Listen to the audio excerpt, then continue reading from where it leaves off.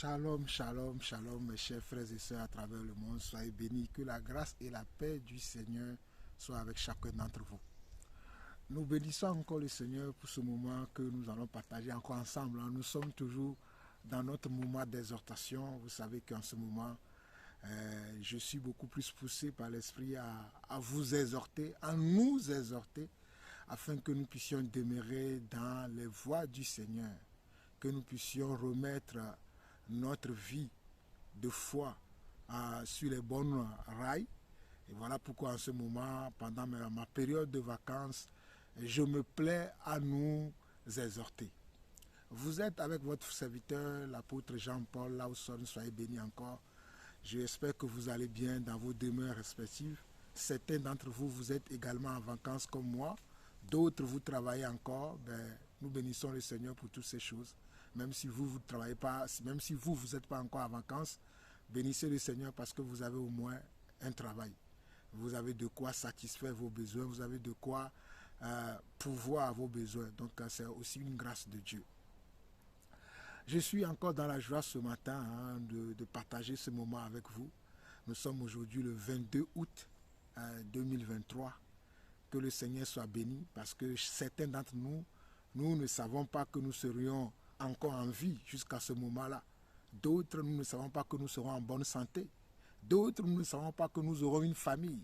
Mais Dieu nous a accordé une famille, Dieu nous a accordé la bonne santé et Dieu fait que nous vivons encore. Donc nous avons de quoi à dire à Dieu merci. Ça, c'est un miracle aussi. Ne pensez pas que le miracle, c'est juste parce que vous traversez une situation très difficile et que le Seigneur a créé une issue afin que vous puissiez sortir de cette situation difficile-là. C'est à ce moment-là que vous pensez que il y a eu un miracle dans ma vie. Le simple fait que tu t'es réveillé ce matin, c'est aussi un miracle.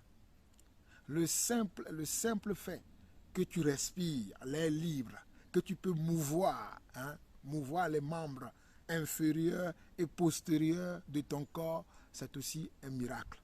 C'est aussi un miracle que nous devons réaliser, que nous devons aimer aussi, de ne pas aimer que les bonnes choses, de ne pas aimer que les miracles spectaculaires. Permettez-moi, je vais faire un petit réglage. Donc vous voyez un peu, donc c'est par rapport à ça que je disais ça tout à l'heure, que tout ce que Dieu fait dans notre vie, ce sont des miracles, ce sont des bonnes choses, ce sont de très bonnes choses d'ailleurs, que nous devons prendre le temps d'apprécier. Aujourd'hui, je vais nous exhorter encore aujourd'hui sur la solitude. La solitude, être seul. Je vais nous exhorter encore sur la solitude aujourd'hui. Mais avant de poursuivre cette exhortation, permettez-moi, nous allons dire quelques mots de prière à notre Seigneur, puisqu'il est tout pour nous. Alléluia. Amen. Éternel notre Dieu, nous te bénissons, nous te rendons toute la gloire encore pour ce moment. Nous te disons merci, toi qui es notre Dieu, toi qui es notre Père, toi qui fais chaque chose belle en son temps, toi qui dis et la chose arrive, toi qui ordonnes et la chose existe. Nous voulons te dire merci. Merci pour le souffle de vie, merci pour la bonne santé, merci pour le vouloir et le faire que tu mets en nous. Merci parce que tu fais de nous des enfants obéissants. Merci parce que tu fais de nous des enfants qui suivent, Seigneur Dieu, leur Dieu et qui suivent les pas de la parole, Papa. Seigneur, nous allons encore partager ta parole. Aide-nous, aide chacun d'entre nous afin que nous puissions nous attacher encore à toi. Que nous nous détachons du monde. Que nous nous détachons, Seigneur Dieu, des choses qui nous amènent à ne pas vivre la foi comme cela se doit, à ne pas être des dignes fils du royaume ou des dignes filles du royaume. Mais Seigneur Dieu, aide-nous à te ressembler en toutes choses, Papa. Nous te donnons toute la gloire au nom majestueux de Jésus. Nous avons ainsi prié. Amen. Alors, mes chers frères, comme je disais tantôt, que je vais nous parler encore aujourd'hui de la solitude. La solitude. Alléluia. Aujourd'hui, les enfants de Dieu, beaucoup d'entre nous ne veulent pas être seuls ou bien ne veulent pas se sentir seuls. J'aimerais dire à quelqu'un aujourd'hui que si tu ne veux pas te sentir tout seul, tu vas te compromettre. Tu vas aller faire des choses que tu ne dois pas faire.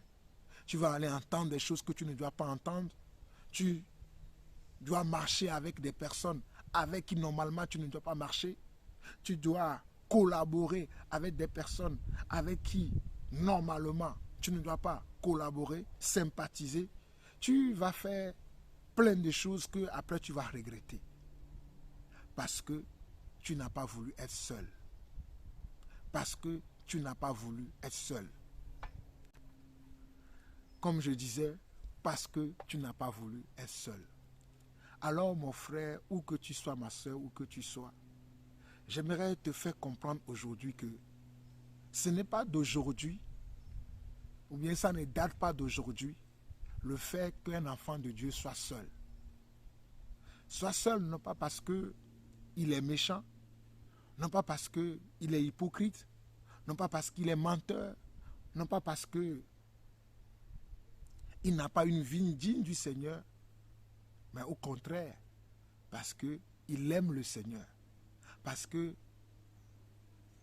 veut vivre une vie digne de ce nom-là, de ce nom que nous portons, ce nom en guillemets qui est disciple de Christ, ou en d'autres termes, ce nom qui est croyant, ce nom qui est chrétien, parce que tu veux vivre aujourd'hui, de nos jours, comme un chrétien, tu vas être catalogué, tu vas avoir des préjugés à ton sujet, tu vas avoir même le rejet, tu vas souffrir même du rejet.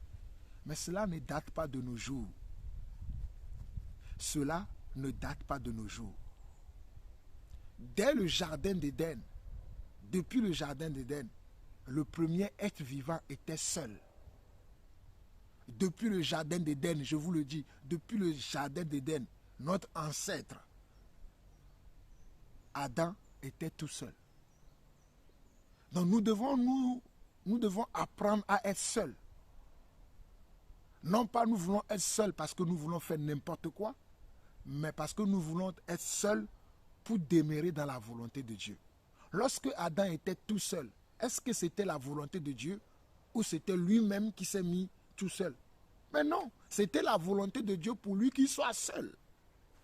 C'est ça que j'aimerais que vous compreniez. C'est ça, c'était la volonté de Dieu pour que Adam soit seul. C'était Dieu qui l'avait voulu ainsi. Il était tout seul dans le jardin d'Éden. Alors que les animaux que Dieu avait créés autour de lui étaient des mâles et des femelles. Mais lui, il était tout seul. Mais un jour, Dieu s'est levé et il a dit, il n'est pas bon que Adam soit seul. Je vais lui faire comment? Un être, je vais créer une aide pour lui. C'est alors que Dieu a fait dormir Adam. Il a pris une de ses côtes pour lui créer comment? Ève, afin que Adam aussi puisse avoir quelqu'un à côté de lui avec qui il peut discuter, avec qui il peut parler, avec qui il peut réfléchir sur les choses qui sont autour de lui. Mais remarquez bien que ce n'est pas Adam lui-même qui l'a fait, mais c'est Dieu qui l'a fait. C'est Dieu qui l'a voulu ainsi. Pourquoi je vous parle de ça? Aujourd'hui, nous ne voulons plus demeurer seuls. Nous ne voulons plus sentir que nous sommes seuls. Que peut-être celui-là ne veut pas marcher avec nous. Celui-là ne nous apprécie pas. Celui-là ne nous aime pas. Celui-là n'aime pas ce que nous faisons. Mon frère, ma soeur, si tu veux vivre la parole de Dieu, si tu veux vivre la parole de Dieu telle que Dieu l'a créée dans la parole, telle que Dieu veut que nous la vivions, préparons-nous de plus en plus à demeurer seuls. Préparons-nous de plus en plus à être seuls. Préparons-nous de plus en plus à savoir que nous allons vivre seuls. Vous savez pourquoi? Parce que nous sommes dans les temps difficiles. Nous sommes dans les moments difficiles où les enfants de Dieu, ou bien je vais dire, parce qu'il y a au milieu de nous des faux frères ou bien des frères qui vivent selon la chair, qu'aujourd'hui, quand tu veux parler de la vérité de la parole, de la vérité de la vie de disciple qu'un enfant de Dieu doit avoir, personne ne va t'aimer, personne ne va t'apprécier. On va te dire que tu es radical, on va te dire que tu es dur, on va te dire que tu penses que tu es déjà arrivé, tu penses que tu es mieux que les autres. On va te sortir toutes sortes de paroles afin de te discréditer, afin de ne pas t'encourager, à prendre l'élan que tu veux prendre, à faire ce que tu as envie de faire, à vivre une foi merveilleuse, une foi surnaturelle, on va t'empêcher. On ne va pas te rendre la tâche facile. De nos jours, c'est ce qui se passe. Dans les communautés chrétiennes, dans les communautés religieuses, c'est ce qui se fait. On ne veut plus voir les gens expérimenter leur foi dans la bonne dimension, ou bien de la bonne manière. On va chercher à te dire que tu en fais trop, ou bien on va même te dire que tu manques d'amour. On va même te dire que tu manques d'amour parce que tu n'acceptes pas les choses qui sont contraires à la volonté de Dieu, parce que tu n'acceptes pas les choses honteuses qui se font dans la communauté dans laquelle tu vis. On va te dire que tu manques d'amour parce que tu n'arrives pas à dire aux gens non, ne faites pas ceci, non, ne faites pas cela. Vous devriez par contre faire ceci, vous devriez par contre agir de telle manière, vous devriez par contre faire cela. On va te dire tu es dur, tu es radical, tu n'es pas malléable, tu n'es pas quelqu'un qu'on peut suivre. Vous voyez, les mots me manquent d'ailleurs pour dire exactement ce que je peux dire pour que vous puissiez me comprendre. Mais j'espère que vous me comprenez. Alors, comme je disais, quand tu vois aujourd'hui l'église, certaines personnes dans l'église, tu te poses des questions. Comment les gens peuvent accepter de telles choses? Comment les gens peuvent aimer de telles choses alors que la vie est simple? La vie d'un croyant, c'est simple. C'est simple quand tu crois, quand tu es foi en Dieu. Vous savez, quand nous regardons dans l'évolution des choses que Dieu a fait, dans la parole de Dieu, l'évolution des choses que Dieu a fait, les hommes de foi, ou bien les hommes qui ont marqué leur existence sur la terre, qui ont marqué leur temps, qu'aujourd'hui, nous avons les écrits, nous avons la Bible qui nous témoigne de ces héros de la foi, ils étaient tous des hommes seuls. Ils étaient tous contre un. Mais toi aujourd'hui, tu ne veux pas être un contre tous. Tu ne veux pas être un contre tous. Tu veux être avec tout le monde. Tu veux te mélanger à tout. On parle de n'importe quoi là, tu es là-bas. On parle de n'importe quoi là-bas aussi, tu es là-bas. Tu es partout et tu es nulle part. Tu n'es même pas dans la chose dans laquelle tu devais être. Nous avons parlé d'Adam. Nous avons dit qu'Adam était tout seul. Mais si je quitte un peu Adam, regardez Noé. Noé était tout seul. Quand Dieu avait parlé à Noé, et Dieu a dit à Noé que je vais détruire la terre, faire comment? Une hache avec le bois de gopher, et que Noé a commencé à fabriquer son hache. Croyez-vous qu'à son époque, les gens étaient avec lui?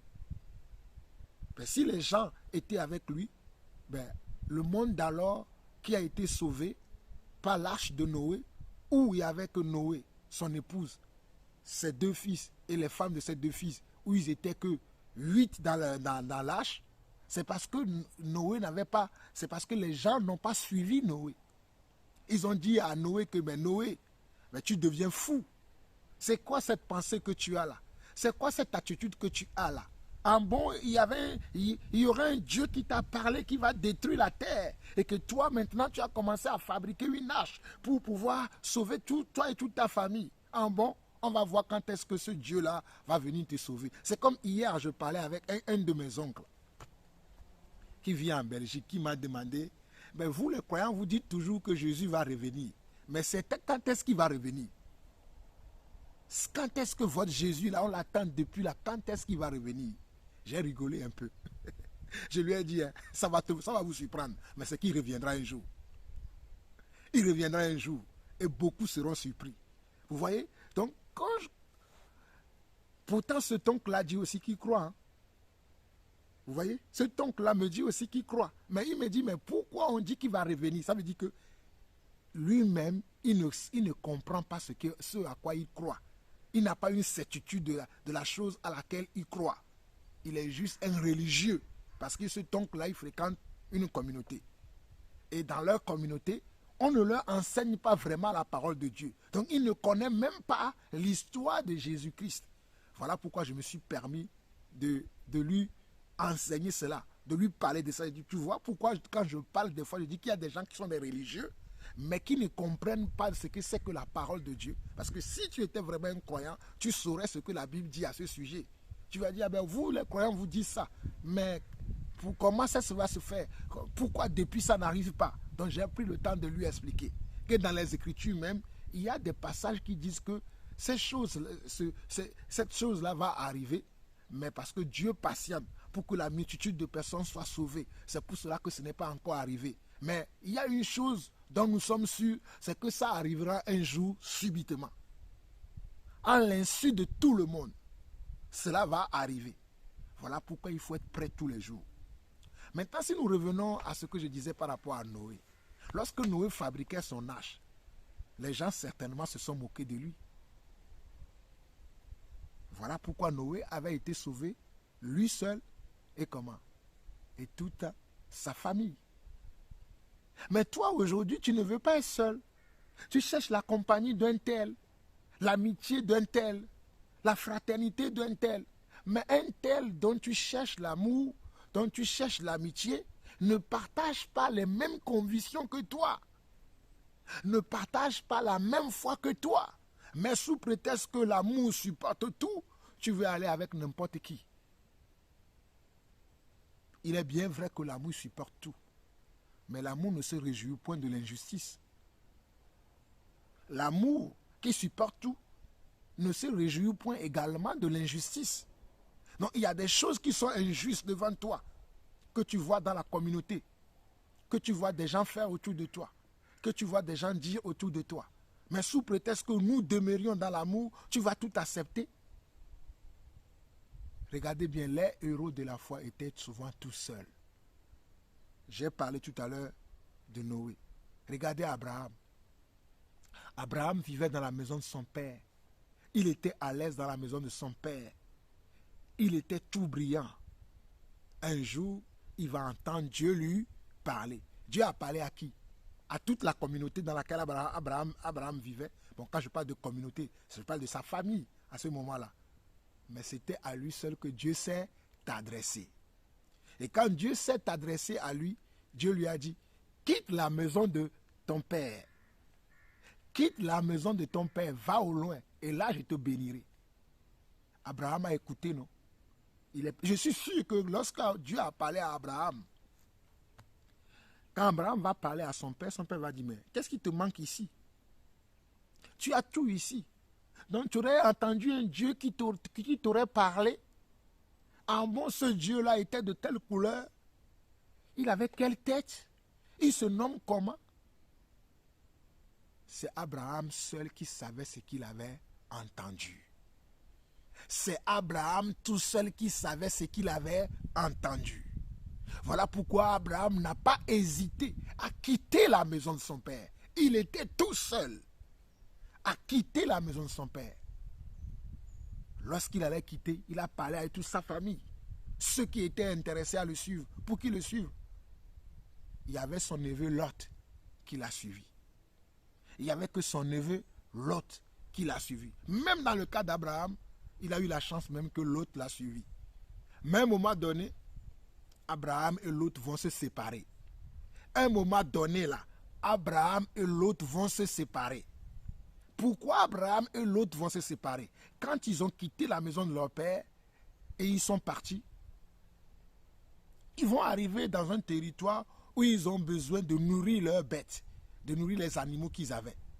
Mais dans le territoire où ils étaient, les serviteurs d'Abraham et les serviteurs de Lot se querellaient à cause des herbes que les animaux, à cause de la nourriture que les animaux, les bêtes vont manger, ils arrivaient à se quereller là-dessus. Ça a fait qu'Abraham a dit, mon Lot, je suis bien avec toi, mais nous n'allons pas tout le temps demeurer dans les querelles à cause de ce que nos animaux vont manger, l'herbe que nos animaux vont brouter. Si tu vas à gauche, j'irai à droite. Si tu vas à droite, j'irai à gauche. C'est ce qu'Abraham va dire à Lot. c'est qu'encore quoi? La séparation. Il faut qu'on se sépare pour qu'on soit dans la paix. Au fait, la séparation nous procure la paix. La solitude nous procure la paix. Quand tu es seul, tu demeures dans la paix. Oui. Si vous ne le savez pas, lorsque nous sommes seuls, nous demeurons dans la paix. Mais lorsque nous voulons être en compagnie de tout et de n'importe quoi, nous rencontrons des problèmes, nous rencontrons des soucis. Nous devons aimer être seuls. Regardez Abraham. Abraham a dit à Lot, Lot, je t'aime bien. Je ne veux pas d'histoire entre toi et moi. Moi, je sais qu'il y a un Dieu qui m'a parlé, qui a dit, va-t'en de la maison de ton père et je vais te bénir. Pourquoi je vais avoir de conflits avec toi? Si toi, tu as peur, si toi, tu ne connais pas ton Dieu, moi, je sais en qui j'ai cru, celui qui m'a dit, quitte la maison de ton père. Alors, si toi, tu vois qu'il y a de l'herbe par là et que tu veux aller par là, vas-y par là. Moi, j'irai de l'autre côté où il n'y a pas de l'herbe. Mais mon Dieu pourvoira à mon besoin. Voilà la foi. Voilà quelqu'un qui connaît son Dieu. Voilà quelqu'un qui sait que son Dieu, peu importe ce qui va se passer, va agir dans sa vie. Et toi, qu'est-ce que tu fais? Et toi, qu'est-ce que tu veux faire? Tu veux demeurer avec tout le monde pour être tout le temps dans les conflits, pour être tout le temps dans les querelles. Il y a des gens qui sont dans les communautés où dans cette communauté-là, ils ne sont pas appréciés, ou dans cette communauté-là, non seulement ils ne sont pas appréciés, dans la communauté, les enseignements qu'ils reçoivent ne sont même pas des enseignements basés sur les Saintes Écritures, ou bien même si les enseignements sont basés sur les Saintes Écritures, le comportement des conducteurs et des enseignants sont différents de ce qui doit être fait exactement dans la Bible. Mais toi, tu continues toujours à aller dans cette communauté. Et dès que tu sors, tu commences à raconter des ragots. Ah, vous savez ce qui s'est encore passé dans la communauté aujourd'hui? Un tel a fait ceci, un tel a fait cela, un tel a fait cela, un tel a fait ceci. Mais tous les dimanches, tu quittes ta maison, ou tous les samedis, tu quittes ta maison pour se rendre dans cette communauté, pour écouter les mêmes choses et pour avoir les mêmes réactions après. Mon frère, ma soeur, quand est-ce que tu comprendras que cela n'est pas bon pour toi? Quand est-ce que tu comprendras que cela n'est pas bon pour toi? Si je prends encore, je vais plus loin, je prends le cas de Jacob. Jacob avait été dans la maison de son père. Mais comme il avait eu un différend avec son frère Ésaü, son père l'a dit, va vivre plus loin. Pour être comment? Pour être dans la paix. Sinon ton frère va te faire du mal. C'est ça le problème. Lorsque nous voulons rester avec les gens, coûte que coûte, on veut rester avec les gens, on va avoir des soucis. Je ne dis pas que nous ne devons pas rester avec les gens. Nous devons rester avec les gens qui sont de bonne moralité. Les gens qui gardent la parole de Dieu dans leur cœur. Les gens qui sont des gens qui sont saints d'esprit et saints de parole. C'est ces gens-là que nous devons fréquenter. Mais si nous sommes avec les gens qui ne sont ni saints d'esprit, ni saints de parole, mais ni saints même dans leur comportement, qu'est-ce que nous avons à faire avec ces gens-là? Qu'est-ce que nous pouvons partager avec ces gens? Moi, ce que je partage avec mes frères et sœurs à travers le monde, c'est parce que nous sommes saints d'esprit, saints de parole et saints dans nos comportements. Si je vois un écart de comportement, je vais alerter le frère, je vais alerter la sœur. Il n'est pas possible que tu agisses comme ça. La Bible ne dit pas qu'on doit vivre comme ça. Le Saint-Esprit ne nous permet pas de vivre comme ça. Mais si je vois que le frère ou la sœur s'entête à demeurer comme ça, je vais me séparer de lui. Je vais me séparer de lui. Et il faut que nous apprenions à nous séparer de ceux qui vivent en désordre pour que nous puissions demeurer dans la paix, pour que nous puissions conserver notre salut. Car les mauvaises compagnies corrompent les bonnes mœurs. Les mauvaises compagnies. La Bible précise bien les mauvaises compagnies. Ça veut dire que les mauvaises compagnies existent. Les mauvaises compagnies existent. Nous ne pouvons pas nier qu'il n'y a pas de mauvaises compagnies. Les mauvaises compagnies existent. Et bel et bien, même dans la communauté dans laquelle tu vis, il y a des gens qui sont pour toi des mauvaises compagnies. Il y a des frères qui sont pour toi des mauvaises compagnies. Il y a des sœurs qui sont pour toi des mauvaises compagnies que tu dois éviter absolument pour ton bien-être, pour que tu sois dans la paix. Pour que tu sois dans la paix dans ton foyer, pour que tu sois dans la paix dans ta foi, pour que tu puisses progresser spirituellement. Il y a des gens que tu dois laisser de côté pendant un temps dans ta vie. Il y a même des gens que tu dois laisser définitivement. Tu ne dois plus avoir de communion avec eux. Tu ne dois plus marcher avec eux parce qu'ils ne sont pas là dans ta vie pour te faire du bien. Ils ne sont pas là dans ta vie pour te faire du bien. Ils sont là pour mettre du chaos dans ta vie, pour mettre du désordre dans ta vie. Ils sont le malheur de ta vie. Ils sont le malheur de ta réussite. Ils sont le malheur de ton succès. Ils sont le malheur de ton foyer. Mais toi, tu ne veux pas. Oh non, moi, je ne peux pas être tout seul. C'est ainsi que même certains d'entre vous, vous allez même vous marier avec n'importe qui. Au premier venu, oui, hein, il est gentil, hein, il est tout beau, il est tout mignon, hein, et tu te maries avec lui parce que tu ne veux pas rester seul. Tu ne vas pas demeurer toute seule toute ta vie. Toutes les personnes dont j'ai parlé tout à l'heure, à un moment donné, ils étaient seuls dans leur vie. Mais à un moment donné, Dieu a fait qu'ils soient aussi accompagnés. Donc dans la vie, là, il y a un temps pour tout. Dans la vie que nous menons sur terre, là, il y a un temps pour tout. Il y a un temps où nous allons demeurer seuls. Il y a un temps où nous allons être avec les gens. Il y a un temps où nous allons... Il y a un temps pour tout. Sachons demeurer dans le temps. Il y a un temps pour tout. Il y a un temps même pour faire la guerre. Il y a un temps pour faire la paix. Il y a un temps pour tout. Il y a un temps pour tout. Mais si c'est le temps de la guerre et toi tu veux faire la paix, tu vas mourir. Tu vas mourir. Il faut d'abord qu'il y ait eu la guerre pour que l'autre partie aussi comprenne que il faut maintenant que je demande la paix. Cette guerre-là ne sert à rien. Mais si tu veux éviter la guerre, mais non, il y a un temps pour tout. Tout ce que Dieu a créé, Dieu l'a créé pour un but. Tout ce que Dieu fait dans notre vie, Dieu le fait pour un but. Nous devons accepter aujourd'hui, en tant qu'enfants de Dieu, de vivre seul. D'être la risée de la communauté. D'être celui de qui on se moque. Celui de qui on dit, lui, il croit qu'il est déjà arrivé. Croyez-vous qu'on ne disait pas ça de Jésus?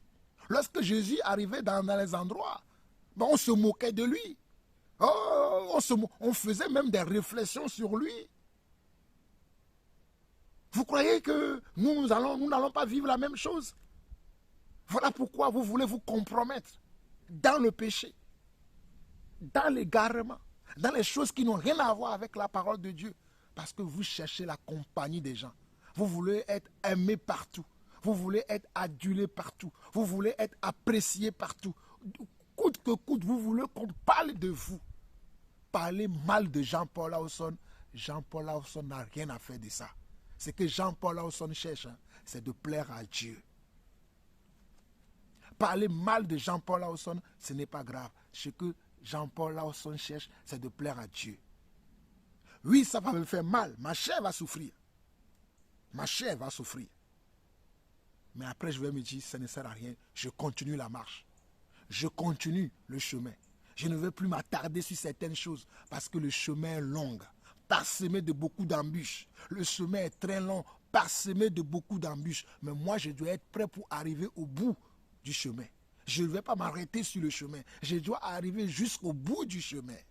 Et pour arriver jusqu'au bout du chemin, si je dois abandonner des choses, je vais abandonner. Si je dois abandonner des choses, je dois abandonner. Mes chers frères et sœurs, je vais vous raconter une petite histoire. Voici toi, une personne qui est en train de traverser peut-être un lac, une rivière. Tu es en train de te noyer. On vient te sauver. On vient te sauver, soit toi qui te noies. Pendant qu'on vient te sauver, toi qui te noies, tu dis non, je vais aller chercher mon sac. J'ai aussi laissé mon sac. Il faut qu'on prenne aussi mon sac. Mais mon ami, c'est toi qu'on vient sauver. On doit te sauver d'abord. Avant de penser à ton sac. Tu dois être comment? être en sécurité d'abord quelque part avant de penser à ton sac. Mais tu dis non, sauvez-moi, mais sauvez aussi comment mon sac, sauvez aussi comment mes affaires, sauvez aussi mes amis. Mais tes amis ne veulent pas qu'on les sauve. C'est ça le problème. Il y a un seul comment? Il y a un seul secouriste qui est venu pour vous sauver.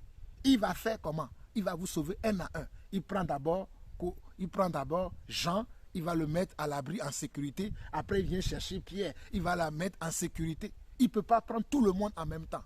Mais toi, quand c'est ton tour, tu veux qu'on te prenne, toi et ton sac. Toi et tes amis. Toi et tes habitudes. Toi et tout ce que tu trimbales avec toi. Mais tu vas avoir des soucis, mon ami. Ce n'est pas normal, ça, mon ami. Voilà pourquoi beaucoup d'entre nous, nous n'avançons pas. Parce que nous voulons trimballer avec nous tout ce qui nous empêche de grandir spirituellement. Tout ce qui nous empêche de pouvoir rentrer dans d'autres dimensions avec le Seigneur. Tout ce qui vont nous faire... Comment je peux dire? Voilà, tout ce qui va faire que nous allons changer de niveau spirituel. Comprendre les choses merveilleuses que Dieu a pour nous. Mais nous voulons toujours rester dans la cour des petits, dans la cour avec tout le monde, comme en récréation. En récréation, même moi, pendant que j'étais élève, ou écolier, ou je ne sais pas, ou étudiant, comme vous voulez, pendant la récréation, je ne me mettais pas avec tout le monde. Pendant la récréation, là, je ne me mettais pas avec tout le monde. Je cherchais à être ami avec des gens chez qui je peux apprendre quelque chose pour évoluer dans ma vie. Mais vous voulez être là aujourd'hui pour être avec tout le monde. Les gens qui ne vous apportent pas la vie de Dieu. Les gens qui ne vous apportent pas la sagesse, l'intelligence de Dieu, le discernement de Dieu, l'amour de Dieu, afin que vous puissiez avancer dans votre vie. Oh là là. Mes chers frères et sœurs, vous allez dire je parle beaucoup, je vais lire un passage. Parce que vous savez, la parole est écrite déjà dans notre cœur. Quand nous parlons des fois, on n'a pas besoin forcément de lire la parole. Mais je vais lire un passage rapidement, un passage, le seul peut-être d'aujourd'hui, qui va nous aider à comprendre. Nous allons aller dans le livre de 2 Timothée chapitre 3. 2 Timothée chapitre 3, à partir du premier verset dit, « Sache que dans les derniers jours, il y aura des temps difficiles. » Sache que dans les derniers jours, il y aura quoi? Des temps difficiles. Et nous vivons ce temps-là aujourd'hui. Nous vivons les temps difficiles aujourd'hui. Car les hommes seront égoïstes. Les hommes seront comment? Égoïstes. Amis de l'argent, fanfarons, hautains, blasphémateurs, rebelles à leurs parents, ingrats, irréligieux. Vous voyez? Car les hommes seront égoïstes. C'est l'égoïsme qui fait que les gens sont devenus aujourd'hui hautains, sont devenus fanfarons, sont devenus blasphémateurs, sont devenus rebelles, et même rebelles à leurs parents. Les gens sont devenus rebelles à leurs parents. Rebelles à leurs parents. Ton père ou ta mère ne veut pas que tu te mets avec un tel, que tu ne te maries pas avec un tel. Tu dis, oh, qu'est-ce que j'en ai à faire avec ce que mes parents veulent? Moi, j'ai l'âge de me marier, c'est bon, mes parents ont fait leur vie, je vais aller avec la personne. Vous voyez? Vous voyez? À cause de quoi? À cause de comment? À cause de l'égoïsme de l'homme. À cause de l'ego de l'homme. À cause du cœur de l'homme qui est très, très, très, très égoïste. Voilà la vérité. Verset 3, on dit, insensibles, déloyaux, calomniateurs, intempérants, cruels, ennemis des gens de bien. Voilà, vous avez vu? Insensibles, déloyaux, calomniateurs, intempérants, ennemis des gens de bien. Les gens ne veulent pas avoir les gens de bien autour d'eux. Parce que ce sont des gens qui sont insensibles. Ils sont insensibles aux problèmes des autres. Ils sont insensibles à ce que Dieu veut faire sur la terre. Ce sont des gens qui sont insensibles aux commandements, aux préceptes, aux lois divines. Qu'est-ce que tu peux faire avec quelqu'un qui n'a rien à faire de la parole de Dieu, qui n'a rien à faire de l'Esprit de Dieu? On nous dit insensibles, déloyaux, calomniateurs. Ce sont des gens qui peuvent même calomnier Dieu. Oui, Dieu a dit ça, mais moi, ça, c'est difficile pour moi. Je ne peux pas faire ça. C'est trop dur pour moi. Je vous dis qu'il y a des calomniateurs au milieu de nous. Des gens qui calomnient même Dieu. À cause de ce que Dieu veut pour eux. Pourtant, Dieu leur veut du bien, mais ils sont devenus des calomniateurs. Intempérants. Ce sont des gens qui n'arrivent pas à être patients dans ce qu'ils veulent. Ils veulent tout de suite. Ils pensent que Dieu, c'est un micro-ondes. Pour eux, ils pensent que Dieu, c'est un micro-ondes. Tout ce qu'ils mettent dans le micro-ondes pour chauffer, ça doit se chauffer en 2 minutes. Donc ils pensent que quand ils veulent quelque chose là, à la minute où ils ont pensé à la chose, il faut que Dieu leur donne cette chose-là. Mais pourtant, tu as pensé à quelque chose. Peut-être ce à quoi tu as pensé n'est pas bon pour toi. Ce à quoi tu as pensé n'est pas mieux même pour toi. Mais pour toi, parce que tu as pensé à ça, il faut que tu l'obtiennes maintenant. Il faut que cela arrive maintenant. Pour eux, Dieu est devenu un micro-ondes pour eux. Dieu est devenu un magasin où ils viennent faire leurs courses. Pour eux, là, Dieu, c'est un magasin. C'est un mini-market où ils viennent faire leurs courses. Ils viennent aujourd'hui pour ça. Je veux un mari. Bon, si tu ne me donnes pas le mari, Dieu, tu ne m'intéresses plus. Ah, je veux un travail. Tu ne me donnes plus le travail. Dieu, tu ne m'intéresses plus. Ah, je veux une maison. Dieu, si je n'ai pas la maison, tu ne m'intéresses plus. Dieu, je veux l'amitié de tel frère. Je veux l'amitié de telle sœur. Je veux l'amitié de tel pasteur. Tu ne me le donnes pas. Dieu, tu ne m'intéresses plus. Égoïsme. L'ego de l'homme. L'ego de l'homme. Tout ça parce que l'homme ne veut pas demeurer seul. L'homme ne veut pas être privé de certaines choses. L'homme ne veut pas être privé de certaines choses. La privation des fois de certaines choses te sauve la vie. La privation de certaines choses te sauve la vie. Même parfois la privation du mariage te sauve la vie. Alléluia, j'ai mis pause parce qu'il y avait un tracteur qui passait derrière moi, je suis en campagne. Donc la privation de certaines choses que tu as dans ta vie, c'est normal que c'est normal que cette privation-là puisse demeurer dans ta vie pour te sauver la vie. Mais toi, tu ne veux pas. Oh là là, les Écritures sont bien. Regardez bien. Ennemis des gens de bien, ce sont les gens qui sont ennemis des gens qui font du bien. Les gens qui sont là à faire du bien là. Ces gens-là ne les supportent pas. Ils n'aiment pas les gens qui font du bien. Ils n'aiment pas les gens qui cherchent la vérité. Ils n'aiment pas les gens qui fouillent de fond en comble pour que la chose soit correcte, pour que la chose soit juste. Ces gens-là, ils dérangent. Ennemis des gens de bien. Les gens de bien là. Oh, qu'est-ce que j'aime avoir les gens de bien autour de moi. Les gens de bien autour de toi vont te sauver la vie. Vont t'amener à aller loin dans la foi. Vont t'amener à aller loin dans ta vie, vont t'amener même à avoir une vie sereine, une vie stable, spirituellement, émotionnellement, familialement, financièrement. Dans tous les niveaux de ta vie, les gens de bien vont t'aider à avoir une vie stable. Tu auras une vie disciplinée, une vie encourageante, une vie remplie de bonnes choses si tu as des gens de bien autour de toi. Et les gens de bien, ce sont les gens qui ne vont pas apprécier tout ce que tu fais. Ce sont les gens qui ne vont pas encourager tout ce que tu fais. Ce sont les gens qui vont te dire, en ça, tu as eu tort. En ça, tu as bien fait. En ça, tu aurais dû faire de telle manière. Mais si toi, tu veux qu'on te dise tout le temps que tu as bien fait, tu ne vas pas apprécier que tu aies autour de toi ces gens-là. Voilà pourquoi on dit ennemis des gens de bien. Ennemis comment? Des gens de bien.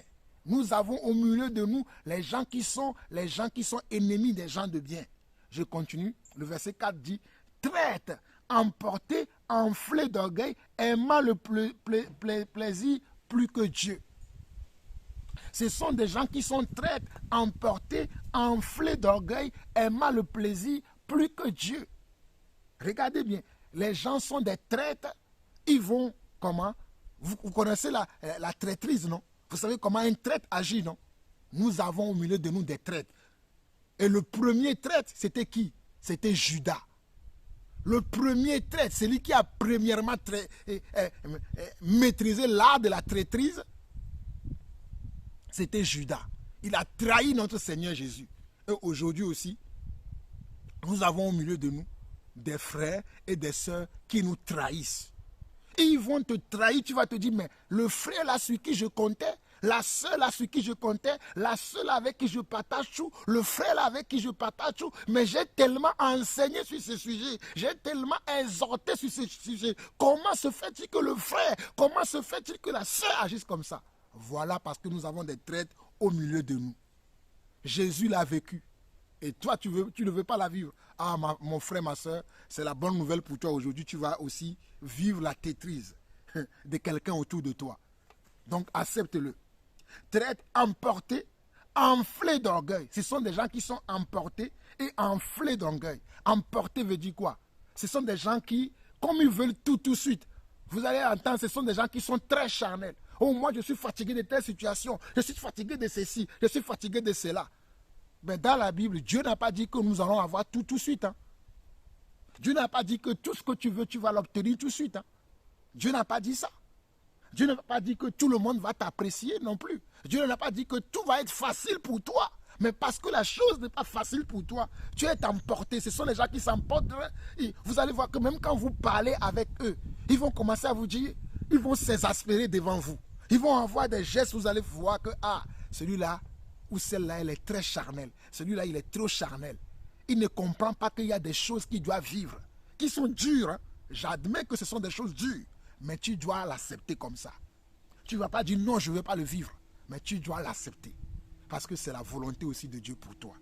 Allez, emporté, enflé d'orgueil, aimant le plaisir plus que Dieu. Ce sont les gens qui aiment le plaisir plus que Dieu.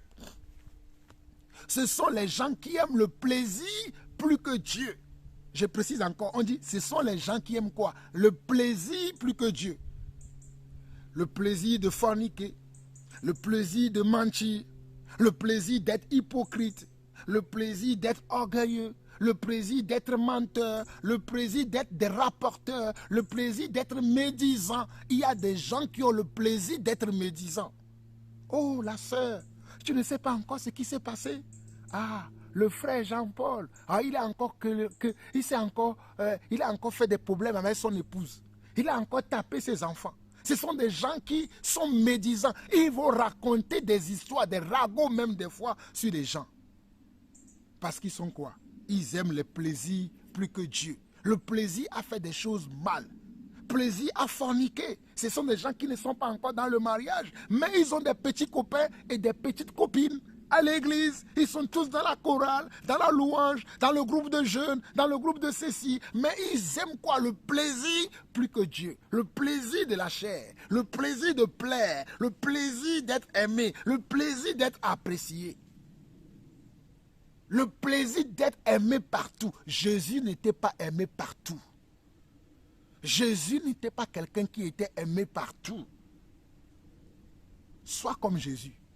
Jésus était détesté par les pharisiens. Mais ça ne le faisait ni chaud ni froid. Il continuait sa marche. Mais il savait qu'il était détesté par les pharisiens. Pourquoi il était détesté? Parce qu'il était quelqu'un de bien. Il aime que les bonnes choses, ses réactions, ses paroles, ses propos, ses comportements, ses façons de faire étaient différents des sacrificateurs, étaient différents de ceux-là qui devaient montrer le chemin aux autres. Mais Jésus n'avait pas changé parce qu'il voulait, non, parce qu'il était quelqu'un de bien. Voilà pourquoi dans Actes 10, verset 38, on dit, vous savez comment Jésus-Christ allait de lieu en lieu, faisant du bien aux gens et comment guérissait tous les malades, parce qu'il était lui-même quelqu'un de bien. Allez lire Actes 10, le verset 38. Actes 10, 38 dit cela. Jésus allait de lieu en lieu et il guérissait tous ceux qui étaient l'emprise du malin. Il faisait du bien à tout le monde parce que lui-même il était quelqu'un de bien. Mais les gens ne l'appréciaient pas, les gens ne l'aimaient pas, les gens ne voulaient pas de lui. Alléluia. Verset 5 dit, ayant l'apparence de la piété, mais reniant ce qui en fait la force. Ils ont l'apparence de la piété. Voici les gens, vous allez voir, ils prient. Ils vont t'appeler frère, j'ai lu ce message dans la parole. Quel est ton avis par rapport à ce message? Qu'est-ce que tu peux dire par rapport à ce message? Ça, c'est l'apparence de la piété. Ils viennent avec des questions, mais ils ont d'autres choses dans la tête. Ils veulent te faire du mal. Ils ont d'autres choses qu'ils veulent te faire. Mais ils viennent avec des chemins tortueux. Mais le Seigneur nous donne toujours de la sagesse et de l'intelligence afin de discerner ces gens-là. Ayant l'apparence de la piété, mais reniant ce qui en fait la force. Il dit, éloigne-toi de ces hommes-là. C'est là où je veux nous amener. Éloigne-toi de ces hommes-là. C'est le moment de nous éloigner de toutes ces personnes-là. Ayant l'apparence de la piété, mais reniant ce qui en fait la force. Éloigne-toi de ces hommes-là. Éloignons-nous des gens qui ont l'apparence de la piété, mais qui ne montrent pas les preuves de leur piété. La preuve de notre piété, c'est notre foi, c'est notre vie de discipline, c'est notre vie de vérité, c'est notre vie sans hypocrisie, c'est notre vie d'aimer ce qui est bien et de haïr ce qui est mal. De dire la vérité quand il faut dire la vérité, de rejeter les choses quand il faut rejeter, c'est ça ce que nous devons avoir. La Bible dit quoi? Éloigne-toi de ces hommes-là. Éloignons-nous de ces hommes-là. Éloignons-nous de ces hommes-là. Éloignons-nous de ces femmes-là. Éloignons-nous de ces frères-là. Éloignons-nous de ces frères-là et de ces sœurs-là. Ayant l'apparence de la piété, mais qui renie ce qui en fait la force. Éloignons-nous de ces hommes-là. Shalom, shalom, shalom, shalom.